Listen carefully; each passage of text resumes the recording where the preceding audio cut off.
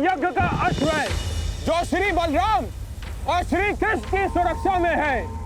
इसे रोकने वाला नारायणी सेना के साथ युद्ध को निमंत्रण देगा।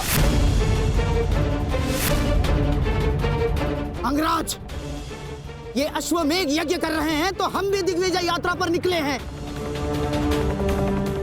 रोक लो यश, हो जाने दो युद्ध।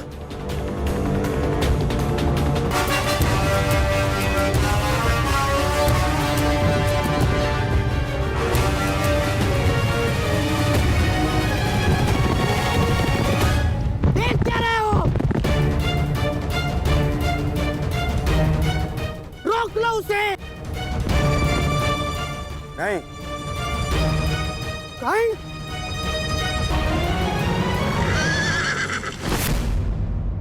Go!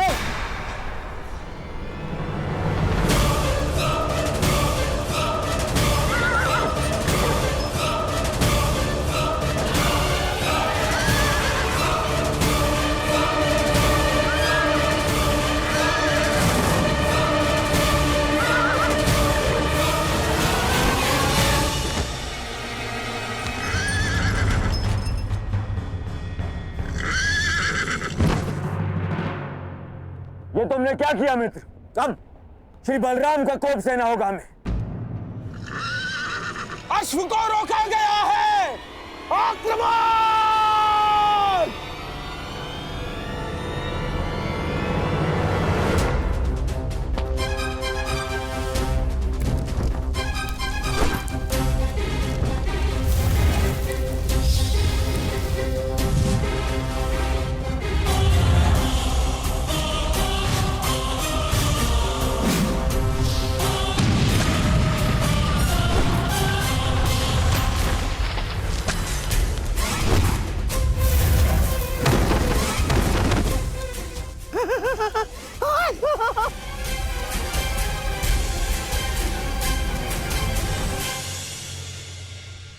ठीक कहा था देवराज ने।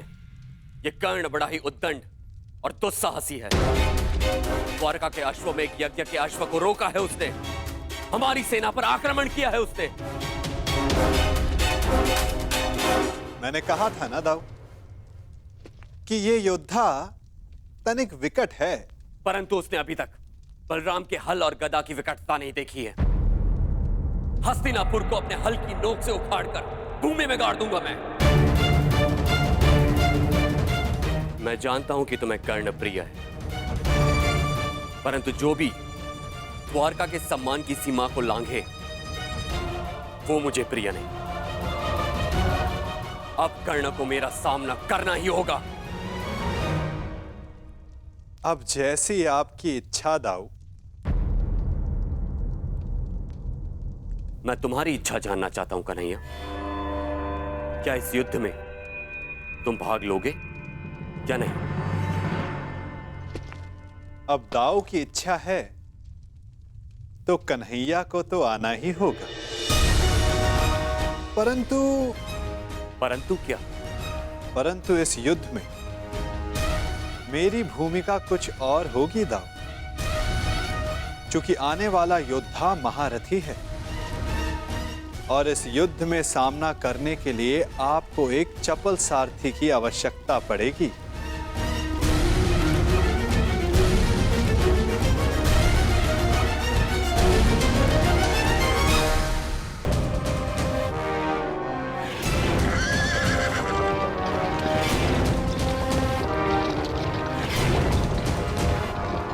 लो सम्राट, ये छलिया सारथी बनकर आया है, अर्थात शस्त्र नहीं उठाएगा। विजय निश्चित है सम्राट, विजय निश्चित है हमारी।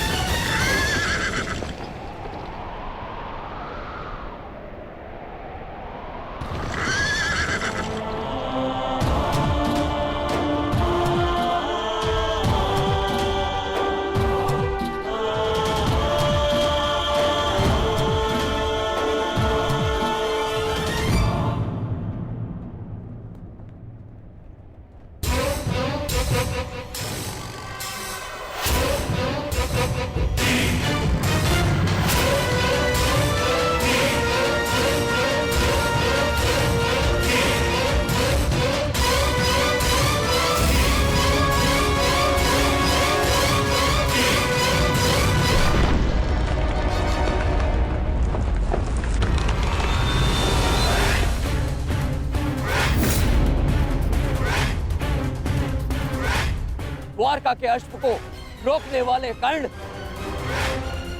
तेरा सामना बलराम से है। अपने प्रियजनों का स्मरण कर ले, क्योंकि तेरा स्वागत स्वयं यमराज करने वाले हैं। शत्रु ने ललकारा है, अंगराज उत्तर दो।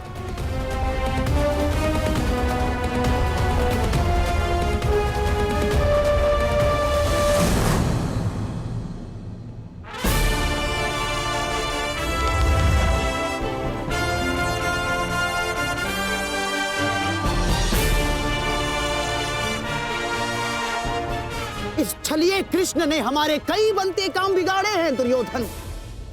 आज इसकी पराजय का आनंद हम उठाएंगे। द्वारका का पतन होगा।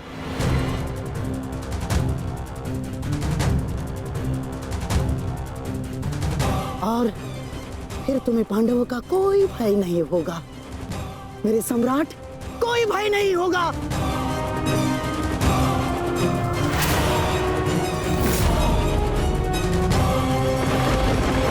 बाण संधान करो कर्ण। तुमने वाण संधान किया और मेरा प्रतिशोध पूर्ण होगा। आज मेरे एक परम शत्रु की हार निश्चित है, या तुम्हारी या कृष्ण की।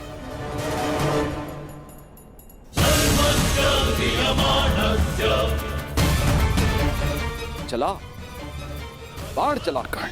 ये तेरे बाण ही तेरी मृत्यु का कारण बनेंगे। देख रहे हो कन्हैया, जिस कर्ण से तुम्हें इतना स्नेह है वो कितना दृष्ट है।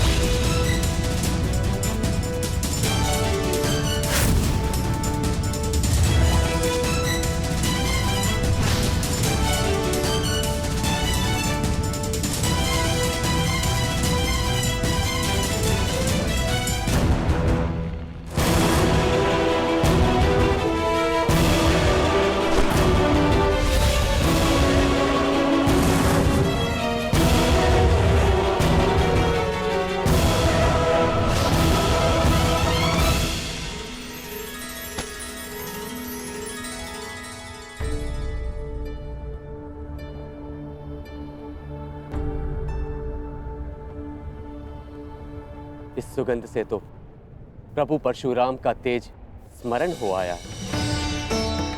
ये कैसा प्रहार है? प्रहार नहीं, आभार है दाऊ।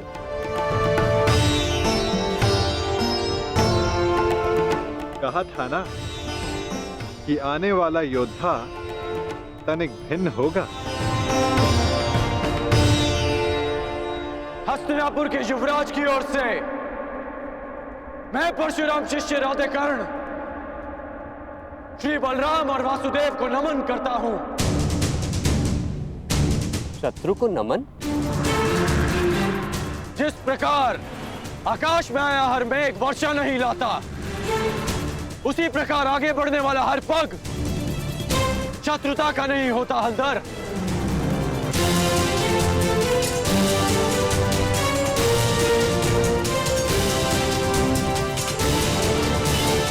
हस्तिनापुर की मित्रता स्वीकार करें। शत्रुता का विकल्प तुमने ही चुना था कर्ण। जब मित्रता ही करनी थी तो अश्वमेघ यज्ञ का अश्व रोका क्यों? ताकि यज्ञ पूर्ण करने की आपकी मंशा और आपके वीरों का परिश्रम व्यर्थ ना जाए।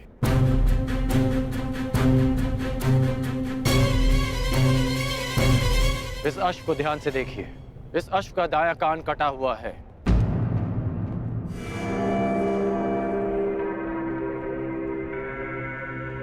अर्थात इसका अंग भंग है और नीति अनुसार अंग भंगित अश्व के साथ किया गया यज्ञ फलदायी नहीं होता। इसलिए मैंने आपके इस अश्व को रोका।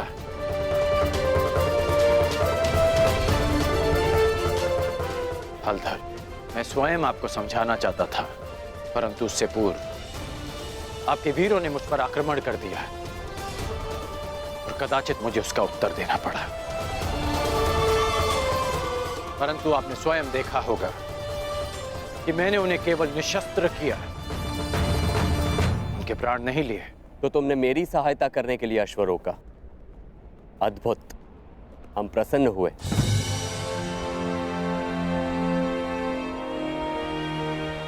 यह अश्व लाने का उत्तरदायित्व किसका था? कान्हा,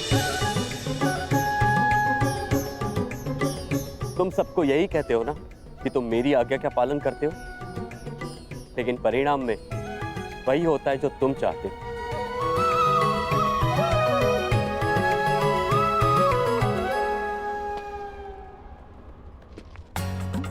अब क्या करूं दाऊ, मेरा भाग्य ही ऐसा है। भाग्य नहीं, धूर्तता है तुम्हारी।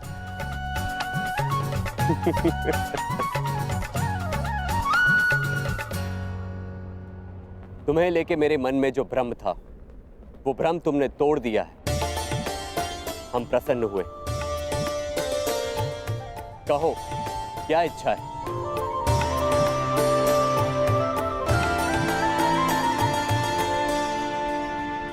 आपसे मित्रता की इच्छा है हलधर।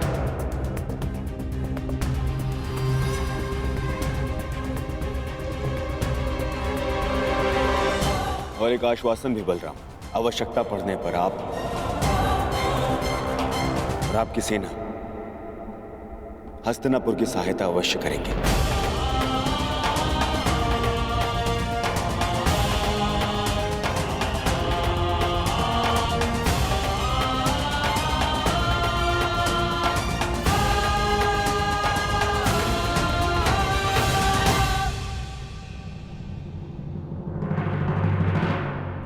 स्वीकार है।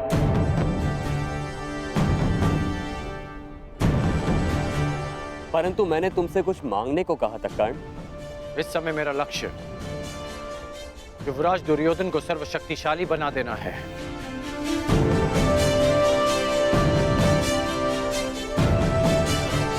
इसलिए मैं चाहता हूं कि आप युवराज दुर्योधन को गदा युद्ध की शिक्षा दें और इन्हें संसार का सर्वश्रेष्ठ गदाधारी बना दें। स्वीकार है।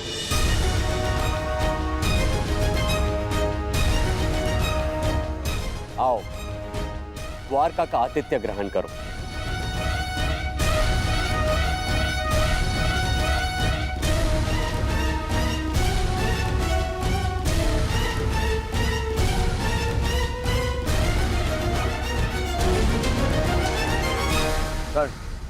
वरदान तुम्हें मिला था और तुमने उसे मेरे लिए उपयोग किया। आज तुमने एक बार फिर ये सिद्ध कर दिया कि संसार में यदि कोई मेरा सबसे बड़ा हितैषी है तो वो तुम हो कर्ण। मैं हस्तिनापुर का हितैषी हूं युवराज, और हस्तिनापुर युवराज का सेवक। मेरा धर्म हस्तिनापुर और आपको शक्तिशाली बनाना है। प्रणिपात युवराज।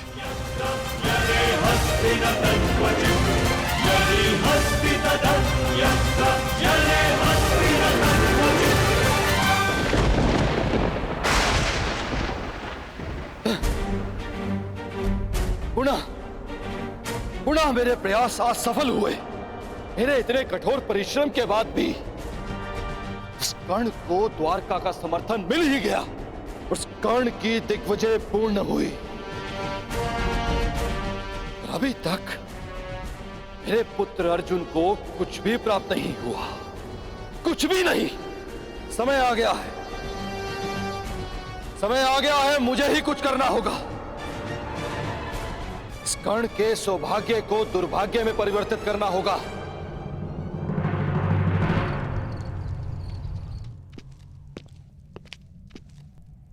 दिग्विजय पूर्ण हुई कर्ण।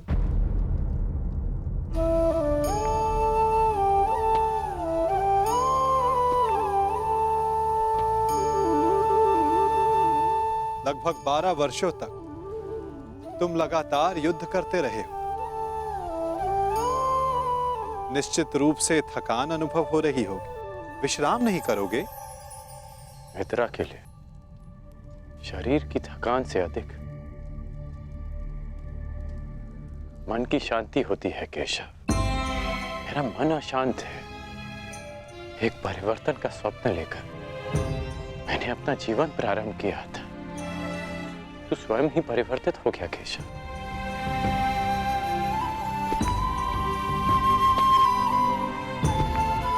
परिवर्तन चाहते हो और स्वयं के परिवर्तित होने से घबराते हो। ये दोहरा व्यवहार उचित नहीं राधे।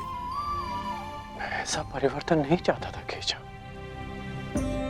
मैंने सदा स्वतंत्रता की कामना की थी, और आज स्वयं मैं हस्तिनापुर का दास बन गया। मैंने तो कितनी बार तुमसे ये बंधन तोड़ देने का आग्रह किया अंगराज, तुमने ही नहीं स्वीकारा। मन में संतोष क्यों नहीं है? क्योंकि लक्ष्य शुद्ध होने के साथ साथ साधन और सहायक भी शुद्ध होने चाहिए। और तुम ये भली भांति जानते हो कि तुम्हारे सहायक कैसे हैं। मित्र, अब भी समय है तुम्हारे पास। नहीं केशव, समय बीत चुका है। मैं अपना वचन नहीं तोड़ सकता। मैं आपसे पूछता हूं, आपने भी तो कई वचन दिए होंगे। क्या आप अपने वचन तोड़ सकते हैं?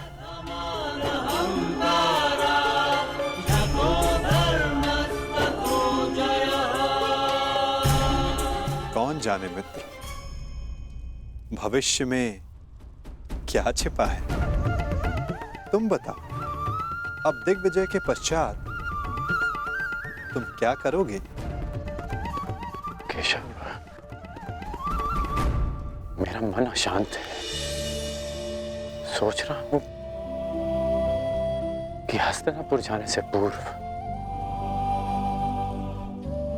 गुरु परशुराम के दर्शन करा। विचार उत्तम है मित्र, परंतु स्मरण रखना, कभी कभी अकेला यात्री मार्ग में भ्रम के जाल में फंस जाता है। प्रयास करना कि भ्रम के जाल में ना उलझ जाओ। केशव, जिस परिस्थिति में मैं हूं,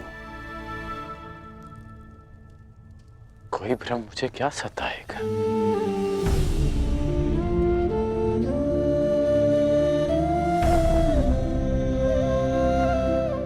आपकी मुस्कान मुझे बहुत शांति देती है केशव।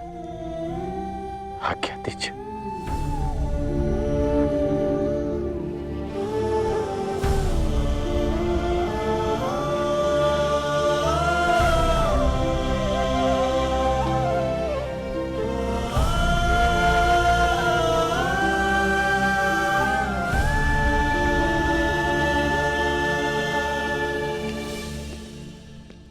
कभी कभी मनुष्य परिस्थितियों का खिलौना बन जाता है मित्र।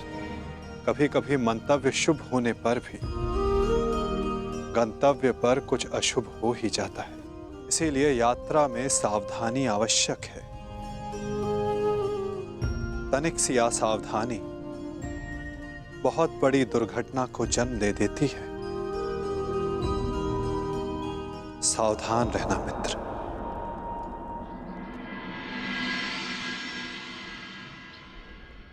अपने गुरु से भेंट करने से मैं तुम्हें रोक नहीं सकता मित्र, परंतु मैं चाहता था कि तुम मेरे साथ में हस्तिनापुर चलो, मेरे इस दिग्विजय का सम्मान और सत्कार प्राप्त करो। युद्ध में बाण धनुष से चलाए जाते हैं युवराज, परंतु विजय सदा योद्धा की मानी जाती है। उसी भांति दिग्विजय आपकी है। मैं तो केवल एक निमित्त मात्र हूं।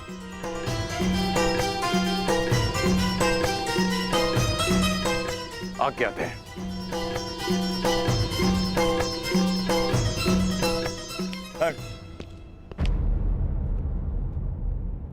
अपने मित्र को हार कर ये दिग्विजय अधूरी है मित्र। 12 वर्ष बीत गए। इन 12 वर्षों में तुमने मेरे लिए धनुष उठाए, परंतु कभी दृष्टि नहीं उठाई। ढाल बनकर मेरे शरीर की रक्षा की है, परंतु मित्र बनकर कभी गले नहीं लगाए।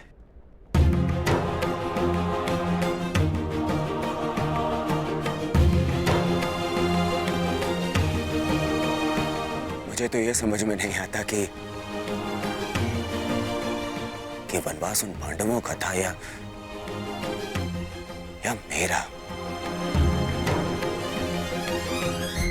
बस मित्र, अब तो क्षमा कर दो मुझे।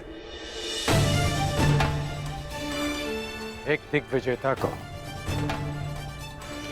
अपने सेवक से क्षमा मांगना शोभा नहीं देता युवराज।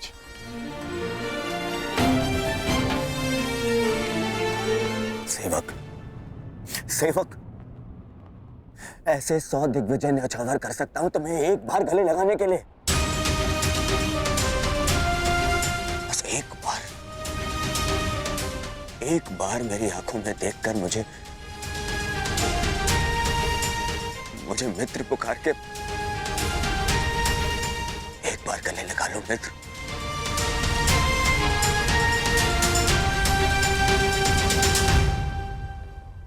कदाचित एक बार उस मित्र की पुकार युद्ध भवन में भी सुन ली होती आपने युवराज।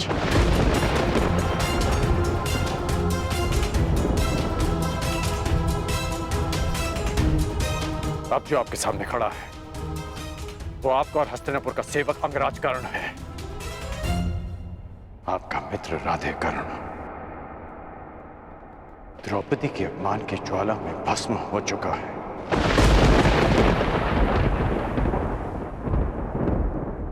और जो भस्म हो जाते हैं